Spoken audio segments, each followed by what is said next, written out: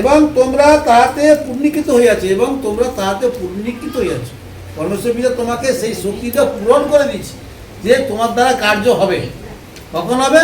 যখন তার সমস্ত আজ্ঞা তুমি পালন করতে পারবে, সমস্ত তার ক্রিয়াকাজগুলো করতে পারবে, আর সেই পথে চলতে পারবে, তার ব্যবস্থা অনুসারে চলতে পারবে, সেই সমস্ত শক্তি তোমার মধ্যে তখন কাজ করবে।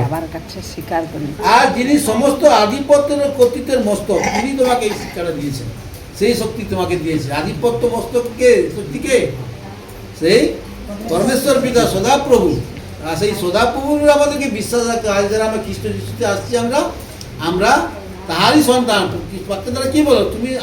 তোমরা তাহারই রচনা, তোমাকে বিবিধ কার্য দ্বারা পরমেশ্বর পিতা তোমাকে কি করছে?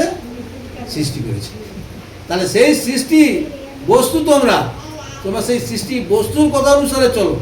আর সৃষ্টি বস্তু হয়ে যখন আছো, আর সর্বদা যেন সেই ঈশ্বরকে যেন সম্মান করতে থাকো, প্রার্থনা ভজন করতে থাকো, আর নিজের সুখ দুঃখের কথা বলতে থাকো, আর বলতে থাকো যে পিতা আমাকে এক্ষুনি ঠিক করে দেন, আমার কষ্ট থেকে উদ্ধার করে দেন। তো পরমেশ্বর তোমাকে কি করবে? সঙ্গে সঙ্গে উদ্ধার করে দেবে। তো আমার আজকে আপনাদের এত ছিল। পরমেশ্বর পিতাকে ধন্যবাদ।